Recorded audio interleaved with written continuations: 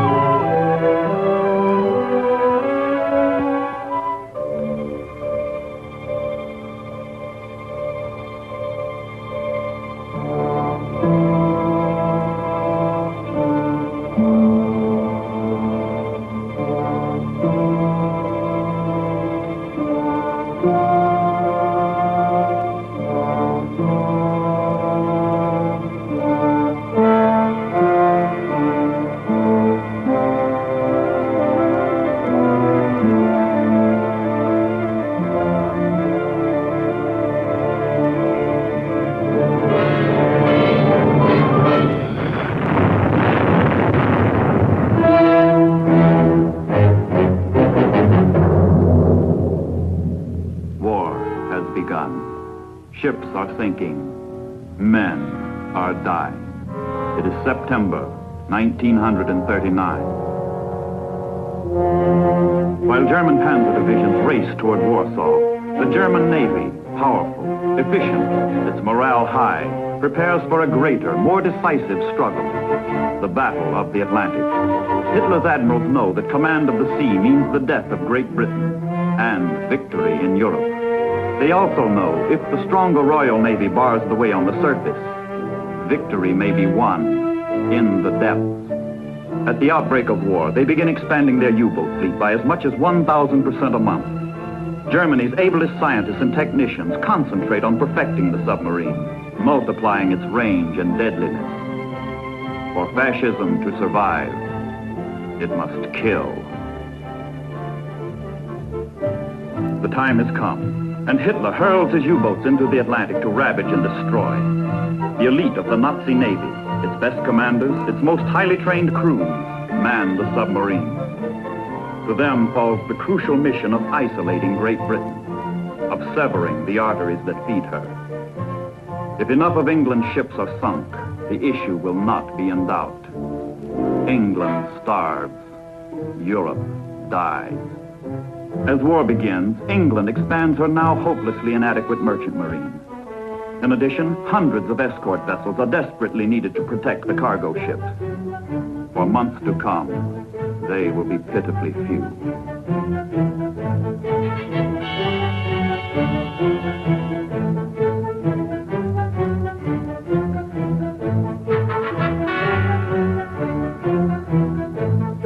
Patiently, doggedly, Englishmen build the ships which make so little showing in the statistics of naval strength, the ships without which England cannot live.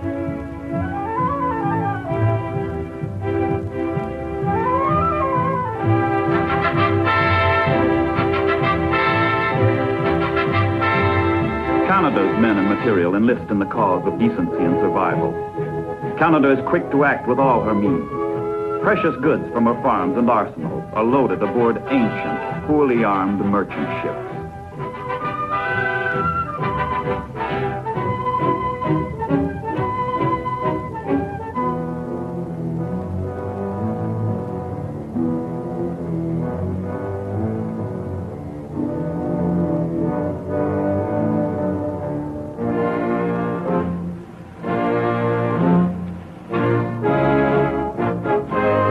Makeshift convoy set out for the perilous crossing under the patchwork protection of converted yachts, the fishing fleet, and, if they are lucky, a ship or two of the hard-pressed Royal Canadian Navy. The sailors are sustained chiefly by the knowledge that the sea is wide and the U-boats cannot cover every mile of every route. It's a pitiful, feeble way of making war, hoping, pray to dodge the enemy.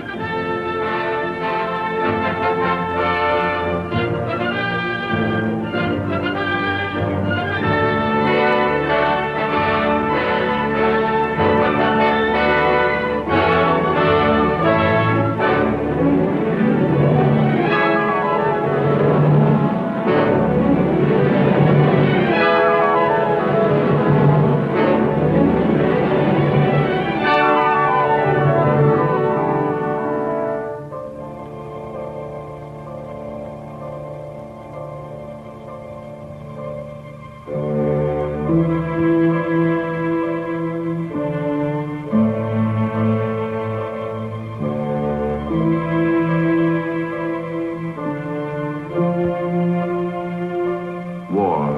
can be tedious, boring. Weeks of monotonous routine become almost unbearable for sailors who live under the constant threat of an enemy attack. Theirs is a cruel death, should they be torpedoed. The convoy cannot stop.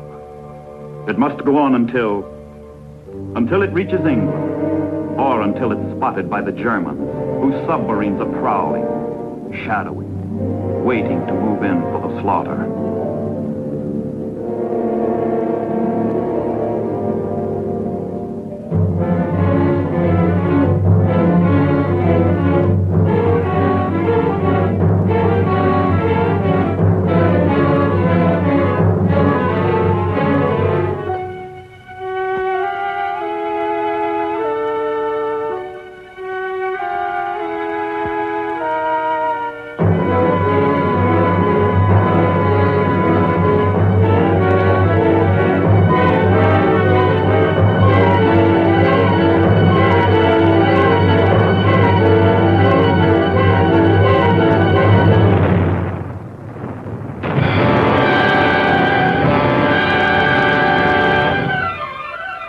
Feeble escorts fight back, but are seldom effective. How can World War I equipment cope with World War II submarines? But the sub must be fought.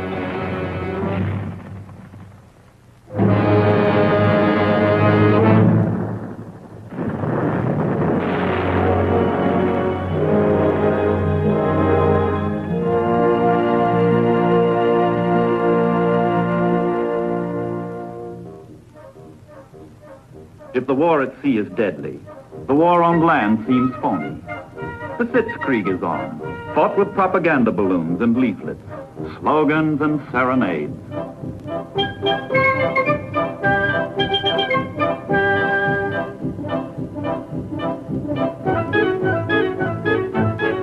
The Maginot Line seems impregnable, and the French soldiers relax. But the Germans are not dancing. Their strength is building. Their plans are laid. Hitler's finger is on the trigger.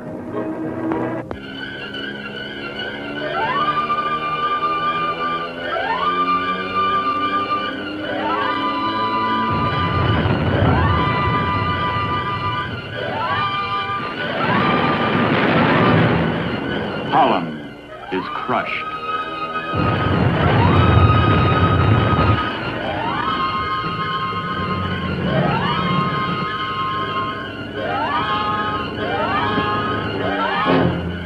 Belgium is smashed.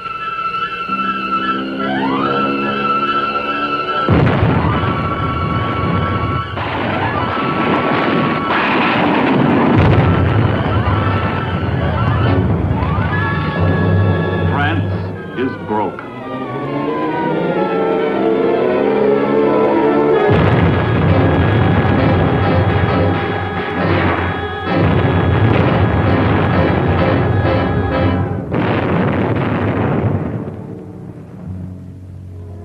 Dunkirk. What man can know that this is the prelude to England's finest hour? Britain's sea power rescues Britain's army, but at a cost of abandoning all its equipment and all its stores. The British stand stripped of their armor, their weapons struck from their hands.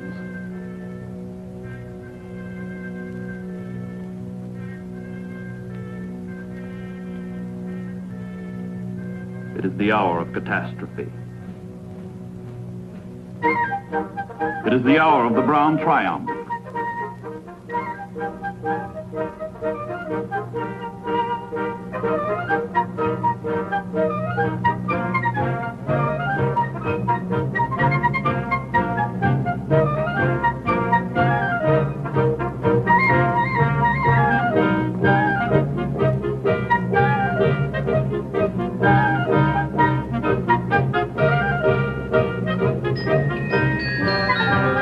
The path of glory leads to the forest of Compiègne.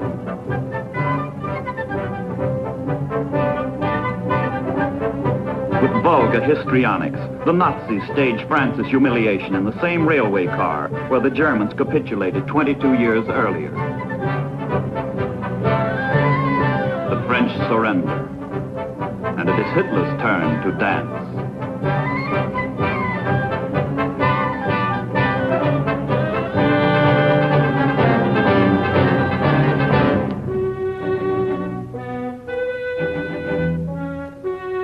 But conquest ends at the English Channel, where sea power blocks the way.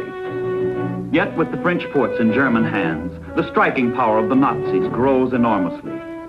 The enemy moves into powerful new positions that menace England's very shores. Now the submarine bases are a mere night's run from the ship lanes that sustain England's life. Now the U-boats are at England's throat. 6 weeks of blitzkrieg has made them 10 times as dangerous as before, 20 times as potent.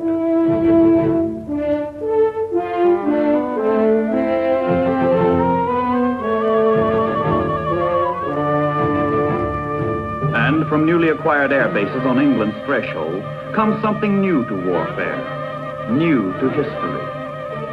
An attempt to pound a world power into submission by bombardment from the sky. Coolly and brilliantly, the English organized their defenses, meeting the new menace with new methods. But the Nazi squadrons come over around the clock.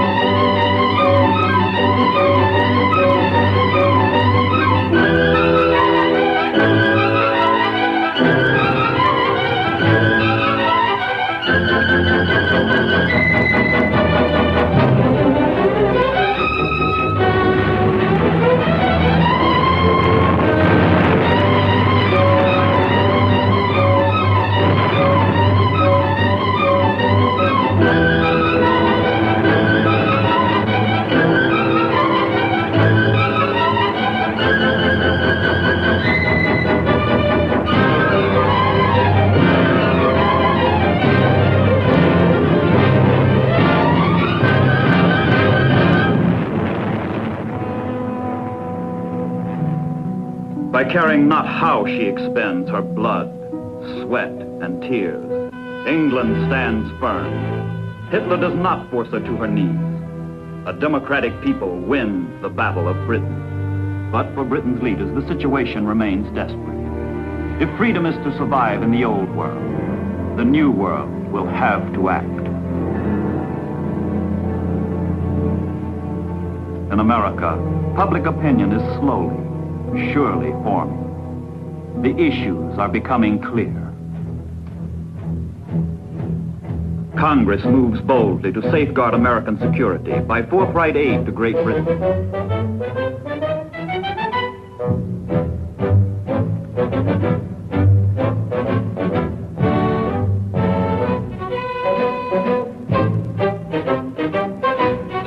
The British Navy needs destroyers, needs them badly. America has many left over from World War I. Stopgap strategy in the Battle of the Atlantic calls for an exchange of destroyers for British bases in the Caribbean and the Atlantic. Step by step, America begins forging her armor. The absolute necessity for naval strength is demonstrated by Britain's plight. America needs not one, but two navies. One to guard the Atlantic, the other to counter aggression in the Pacific. The shipyards begin working treble ships. Merchantmen, warships, auxiliaries begin sliding down the ways in increasing tempo. All-out production becomes the goal throughout the land. The pace of preparedness quickens.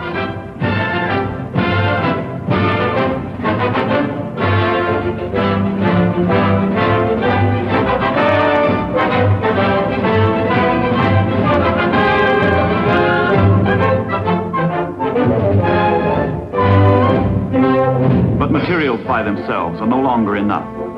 From coast to coast, the barracks go up by the thousands to receive draftees by the hundreds of thousands. Far-off areas become vital to the United States. Greenland lies at the crossroads of the North Atlantic. In May of 1940, she asked United States protection. Her creolite mines and weather stations are denied the Germans. American Marines move into Iceland a year later, relieving the British garrison there. The Leathernecks forestall the German threat. Whoever possesses Iceland holds a pistol pointed at England, the United States, and Canada.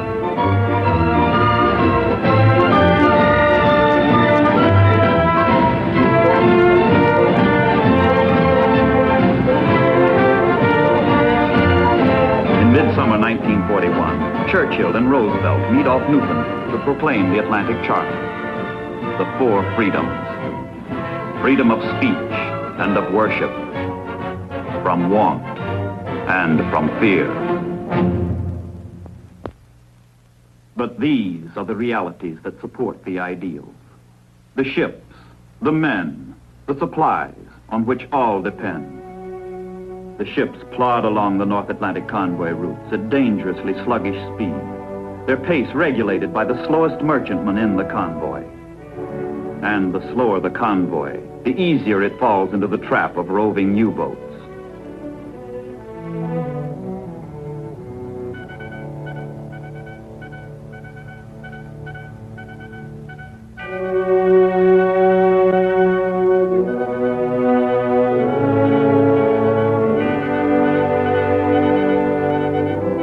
The shortest course to Europe lies across the North Atlantic.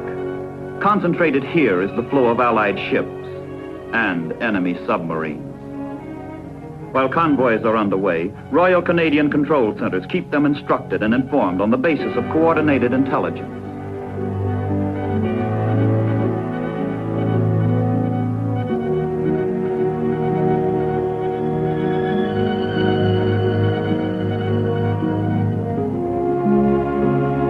At sea, protection is weak, the menace grave. Around the rim of the convoy, the escort vessels keep station, herding the merchantmen toward their destination. In September 1941, the United States Navy joins the British and Canadians in protecting the convoys half their way across the Atlantic. American sailors are in the shooting war, though their country is not.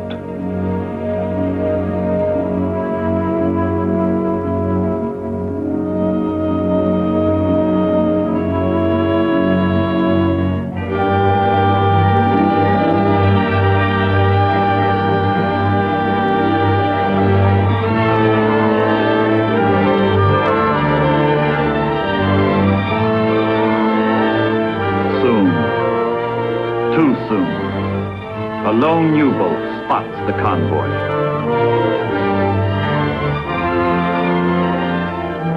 Its mission is to plot the convoy's course and speed and relay the information by radio to German naval headquarters on the French coast.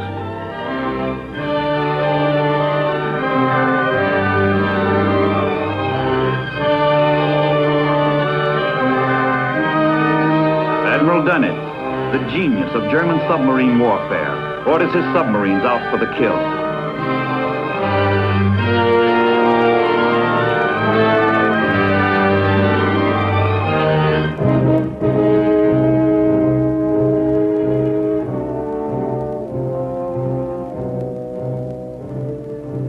The U-boats in the area of the convoy are alerted and directed to an assembly point where they coordinate into a unified striking force known as a wolf pack. The pack rendezvous for the attack.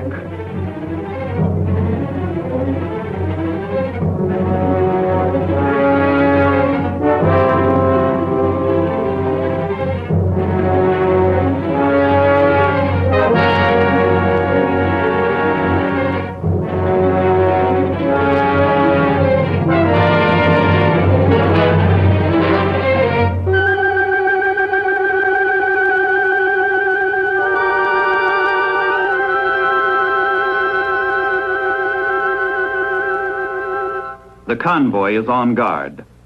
Sonar, ASDIC as the British call it, sends a sound wave into the depths, searching for a return echo from the enemy.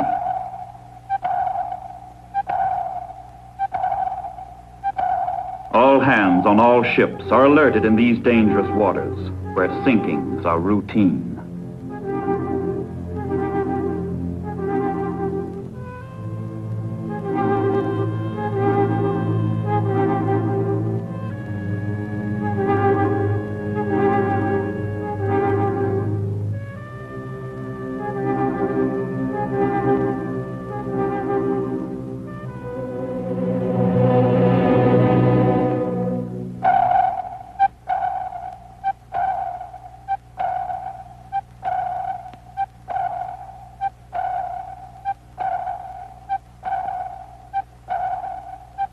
Contact. Too late.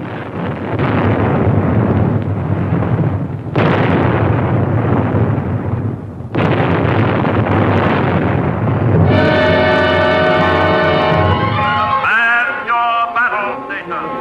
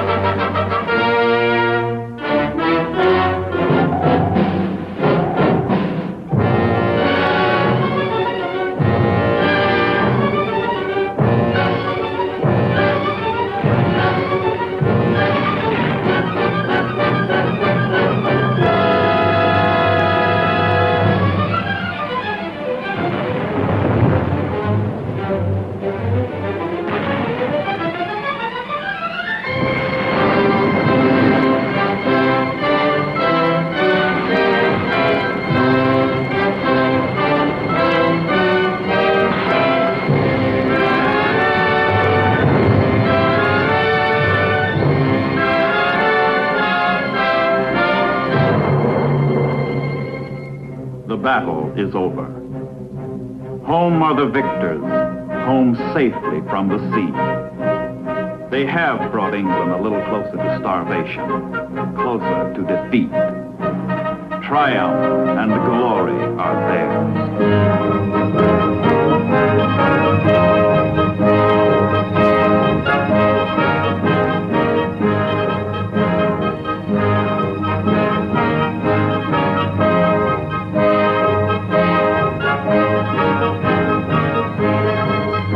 Outstanding heroes are flown to their capital, Berlin, for further celebration. The victories against England prove to the Germans the invincibility of the Third Reich. All Germany rejoices.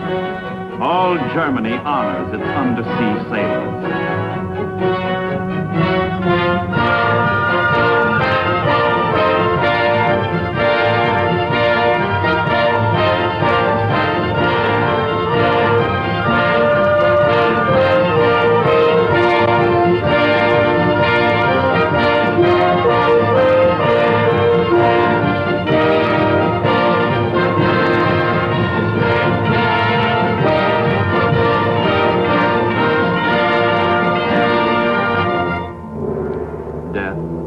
And destruction are the cause of the celebrations. Even before the United States enters the war, the bottom of the Atlantic is a formidable cemetery of Allied ships. But there are no tombstones in the sea, only the drifting remnants of disaster.